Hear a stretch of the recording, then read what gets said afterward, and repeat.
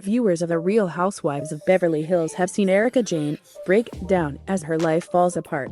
Garcelle Beauvais arrived to join the group's getaway and was playing catch-up with Erika's downfall.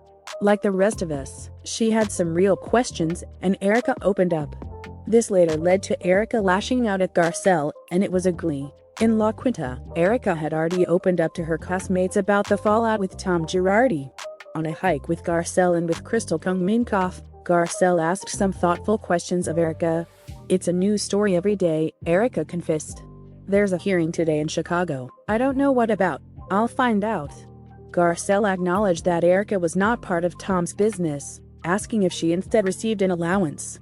"No, I didn't get an allowance," she clarified. In terms of the house and finances, all of that was managed by Tom and kept out of her hands. In a confessional, Erika added that most of what she did was on credit cards, though she would get cash from Tom at times when she asked. "But when it came to work, it's not my business. It's not my law firm. I'm not a lawyer." Erika also insisted that she did not receive an early warning about the lawsuits. "No, I did not.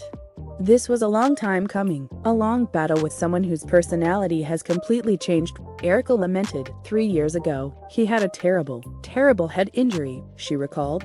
And, Erika described, there was a significant shift in his personality, decision-making, and who he is. There was severe decline.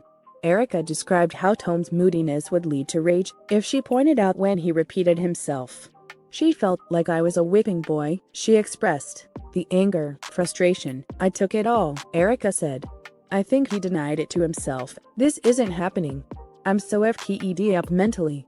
Erika shared that she didn't believe that Tom was deliberately attempting to defraud anyone, but that a traumatic brain injury caused the behavioral shift.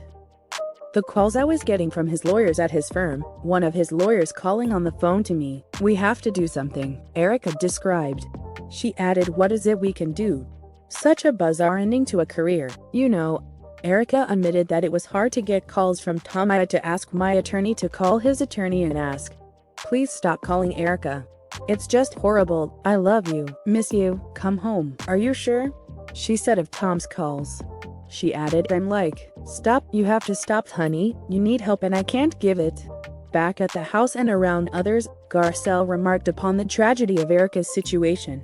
Erika shared, "If you don't mind me saying that Tom calls her," she began in front of the others. "I do mind you saying that, because I feel like you're betraying my friendship right now," Erika snapped. "But please, have your moment. Go ahead, babe," Erika snicked. "I don't want to do it like that," assured a visibly surprised Garcelle. "So let me tell the F. King story. Tom calls me all the time.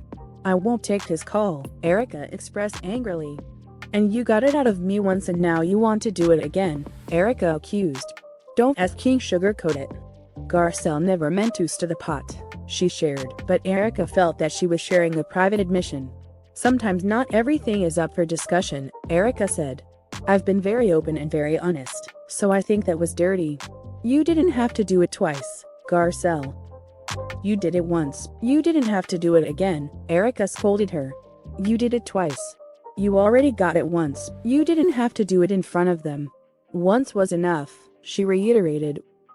Subbing, she walked off, saying, "There's only so much I can take right now, guys. I just want to go to the bathroom for a bit." After Erika left, Crystal explained that this was a simple miscommunication. Erika had expressed that she didn't want to talk about Tom's calls, but she told Crystal, not Garcelle. Garcelle hadn't heard or realized, while in Erika's emotional state, it felt to her like a betrayal.